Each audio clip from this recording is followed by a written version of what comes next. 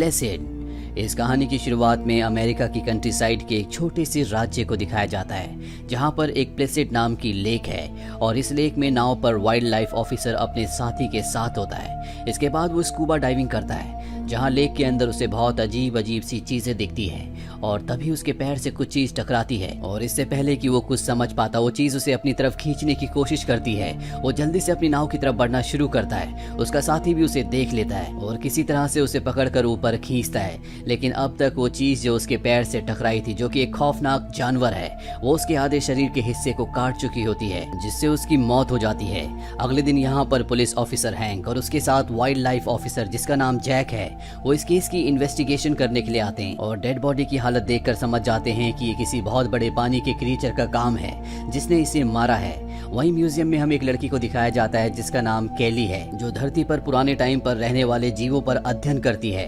उसके पास उसका बॉस आता और बताता है कि यहाँ से बहुत दूर एक राज्य में एक आदमी को किसी ने मारा है, जिसकी बॉडी पर एक बहुत ही बड़ा दांत है। तुम्हें वहाँ जाकर अध्ययन करना होगा कि वो जानवर कौन सा है। और अब केली भी वहाँ पर पहुँच जाती है और जब वो उस दांत को देखती है तो कहती है कि मुझे ऐसा लगता है कि ये किसी बहुत ही बड़े क्रोकोडाइल का दांत है। और अब वो उसकी बॉडी को भी देखना चाहती है जिस इंसान को उस क्रोकोडाइल ने मारा था। हालांकि डॉक्टर उसे मना भी करते हैं, लेकिन उसके जिद करने पर वो उसे बॉडी दिखाते हैं और जब वो उसकी बॉडी की हालत देखती है तो पूरी तरह से हैरान हो जाती है। इसके बाद जैक, हैंक और कैली ये तीनों की तीनों झील के पास रहने वाली एक लेडी के घर जाते हैं। दरअसल इस झील के आसपास कोई भी नहीं रहता, सिर्फ यही रहती है। और जब ये इस बूढ़ी औरत से इन्वेस्टिगेशन करते हैं तो बताती है कि पहले मेरे हस्बैंड भी मेरे साथ थे, लेकिन 3 साल पहले उनकी मृत्यु हो गई। ये उससे पूछते हैं कि उनकी मृत्यु कैसे हुई।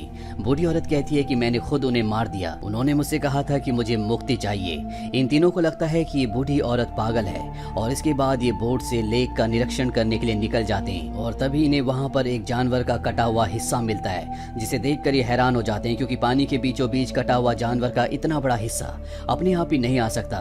ये समझ जाते हैं कि इसके अंदर कोई बहुत ही विशाल जानवर है और अब ये तय करते हैं कि ये लेक के किनारे ही अपना कैंप लगाएंगे ताकि उस जानवर को देखा जा सके।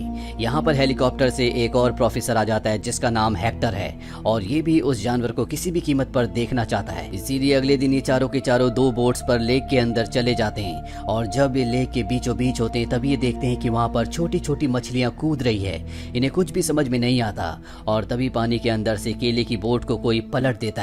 इससे पहले कि वो जानवर केली को नुकसान पहुंचाता, केली को बोट पर खींचकर ये ऊपर ले आते हैं और अब ये सब के सब लेक के किनारे आ जाते हैं, जहां पर अब इन्हें इंसानों के कटे हुए अंग भी मिलते हैं। और हेक्टर जब एक अंगूठे को देखता है तो कहता है कि मुझे पूरा यकीन है इस लेक के अंदर जो जानवर है वो एक बहुत बड़ा क्रोकोडाइल है। इसीलिए तय करते हैं कि लेक के चारों तरफ ये जाल बिछाएंगे और जाल बिछाने के बाद ये फिर से लेक के अंदर जाते हैं, जहाँ लेक के बीचों बीच जाने के बाद ये पानी के अंदर एक स्पीकर डालते हैं और स्पीकर से इस तरह की तरंगे, इस तरह की आवाजें प्रोड्यूस करते हैं जैसे कि वहाँ पर बहुत सारी मछलियाँ हो, ताकि वो क्रोकोडाइल उस आवाज से अट्रैक्ट हो और इनकी तरफ आए और ये उसे देख लें कि वो कितना बड़ा क्रोकोडाइल है। लेकिन बहुत देर तक इंतजार करने के बाद भी वो वहाँ पर नहीं आता। इसीलिए प्रोफेसर हेक्टर तय करते हैं कि वो सूट पहनकर पानी के अंदर जाएंगे। हालांकि उन्हें सब मना भी करते हैं, लेकिन वो किसी की बात नहीं सुनते और पानी के अंदर चले जाते हैं। ऊपर बोट में बैठे सभी लोग मॉनिटर से चेक करने की कोशिश कर रहे होते हैं कि इनके आसपास कोई बड़ा क्रिएचर है कि नहीं और तभी इनकी बोट से कुछ टकराता है और एक बार फिर से कैली पानी में गिर जाती है,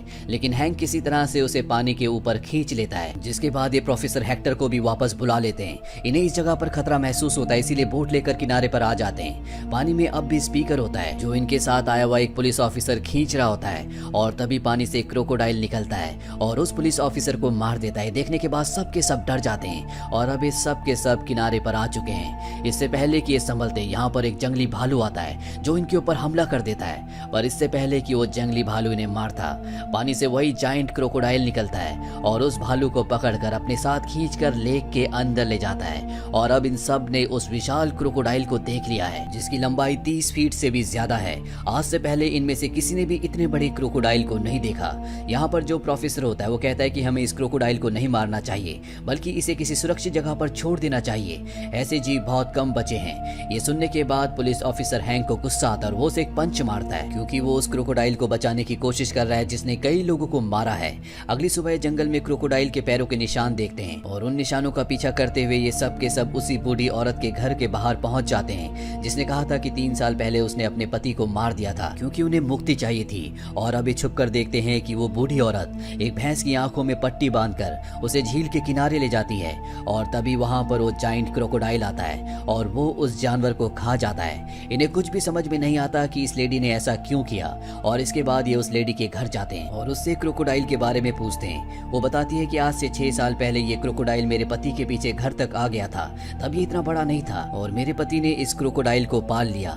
2 साल पहले जब मेरे पति की मृत्यु हुई थी तो उनकी मृत्यु का कारण भी यही क्रोकोडाइल था और अब इस बूढ़ी लेडी को घर पर हाउस अरेस्ट कर लिया जाता है क्योंकि इसने पुलिस से झूठ कहा था। और अब प्रोफेसर हेक्टर तय करते हैं कि एक बार फिर से वो उस जगह जाएंगे जहां पर वो क्रोकोडाइल रहता है, इसीलिए वो यहाँ के डिप्टी के हेलीकॉप्टर में उस जगह पहुंच जाते हैं और इसके बाद प्रोफेसर वहां पर स्कूबा डाइविंग करते हैं और कुछ ही देर बाद उनके सामने वो 30 फुट से भी लंबा क्रोकोडाइल आ जाता है। वो पानी में पूरी तरह से शांत खड़े हो जाते हैं क्योंकि उन्हें पता है कि अगर उन्होंने हलचल की तो ये क्रोकोडाइल उन्हें मार देगा। और उस क्रोकोडाइल को डिस्ट्रैक्ट करने के लिए यहाँ पर वो एक राफ्ट को खोल देते हैं, जिसको खोलते उसमें हवा भर जाती है जिससे क्रोकोडाइल डिस्ट्रैक्ट हो जाता है और हेक्टर जल्दी से हेलीकॉप्टर के ऊपर आ जाता है, पर हेलीकॉप्टर को क्रोकोडाइल पकड़ लेता है। इसीलिए हेलीकॉप्टर में जो लेडी पुलिस ऑफिसर होती है वो गोली चलाती है, जिस वजह से वो उनका हेलीकॉप्टर छोड़ देता है और इस तरह से इनकी जान बच जाती है। लेक के किनारे आने के बाद जैक और हैंक तय करते हैं कि वो यहाँ पर वाइल्ड लाइफ ऑफिसर्स को बुलाएंगे और इस क्रोकोडाइल को मार देंगे,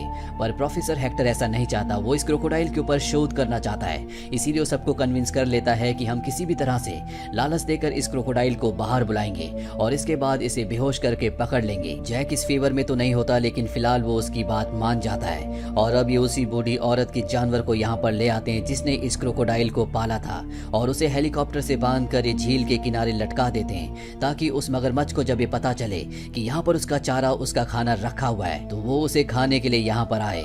लेकिन पूरा दिन गुजरने के बाद भी वो क्रोकोडाइल, वो मगरमच्छ यहाँ पर नहीं आता और रात होने पर ये देखते हैं कि रडार में कोई बहुत बड़ा जानवर इन्हीं की तरफ आ रहा है। ये समझ जाते हैं कि क्रोकोडाइल अब जल्दी किनारे पर आने वाला है और कुछ ही देर बाद क्रोकोडाइल वहां पर उस जानवर को खाने के लिए आ जाता है। वो उस पर हमला करता है। जानवर क्योंकि हेलीकॉप्टर से बंधा हुआ होता है, इसीलिए जब वो जानवर को खींचता है तो हेलीकॉप्टर भी पानी में क्रैश होकर गिर जाता है। हेक्टर हेलीकॉप्टर के ऊपर फंस चुका, वो बाहर आने की कोशिश करता है लेकिन उसे क्रोकोडाइल बाहर निकलने नहीं देता और अब झील के किनारे से सब के सब क्रोकोडाइल को बेहोश करने की कोशिश करते हैं। क्रोकोडाइल भी इन्हें मारने के लिए, इन पर हमला करने के लिए झील से बाहर आ जाता है और जब वो इन पर हमला कर रहा होता है तभी उसकी पूंछ से कैली टकराती है और वो झील में गिर जाती है।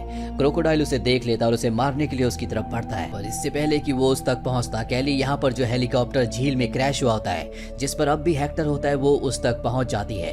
अभी दोनों के दोनों उस हेलीकॉप्टर के ऊपर है। क्रोकोडाइल जो कि बहुत ज्यादा गुस्से में होता है वो हेलीकॉप्टर को पकड़कर झील के अंदर खींचना शुरू कर देता है, लेकिन उसे बहुत सारे बेहोशी के इंजेक्शंस लग चुके हैं और दवा का असर अब होना शुरू हो जाता है जिस वजह से वो बेहोश हो जाता है। जैक उसे मारना चाहता है लेकिन हेक्टर कहता है कि इसे मारने की अब कोई जरूरत नहीं है, हमारा काम पूरा हो चुका है, ये बेहोश हो चुका है। और तभी एक और विशाल क्रोकोडाइल उस पर हमला कर देता है और यहाँ पर हमें पता चलता है कि झील में एक नहीं बल्कि 2 क्रोकोडाइल है, ये एक जोड़ा है। हेक्टर को वो क्रोकोडाइल खींचकर अपनी तरफ ले जा रहा होता है लेकिन किसी तरह से हेक्टर को खींचकर बाहर निकाल लेते हैं और इसके बाद हैंक उस क्रोकोडाइल को गोली मारता है जिससे उसकी मौत हो जाती है। अब यहाँ पर वाइल्ड लाइफ ऑफिसर भी आ जाता है और जब वो देखता है कि वहाँ पर वो 30 फुट से भी लंबा क्रोकोडाइल बेहोश है तो वो इस बेहोश क्रोकोडाइल को इस जगह से अपने ट्रक में बांधकर किसी अनजान लोकेशन पर ले जाते हैं और इस तरह से सब कुछ ठीक हो जाता है। इस घटना के 1 हफ्ते बाद दिखाया जाता है उसी बूढ़ी औरत को जिसने उस क्रोकोडाइल को पाला था और वो एक बार फिर से झील के लेक के किनारे बैठी होती है और यहाँ पर बहुत छोटे छोटे बहुत सारे क्रोकोडाइल्स होते हैं जो उन्हीं विशाल क्रोकोडाइल्स के बच्चे हैं और ये बूढ़ी औरत उन्हें खाना खिला रही होती है। यानी कि अभी भी ये सिलसिला खत्म नहीं हुआ, ये बूढ़ी औरत इन बच्चों को पालेगी और एक दिन ये भी खूंखार विशाल क्रोकोडाइल्स बन जाएंगे। इसी के साथ ये फिल्म, ये कहानी यहीं पर खत्म हो जाती है। ये फिल्म ईयर 1999 में रिलीज हुई थी।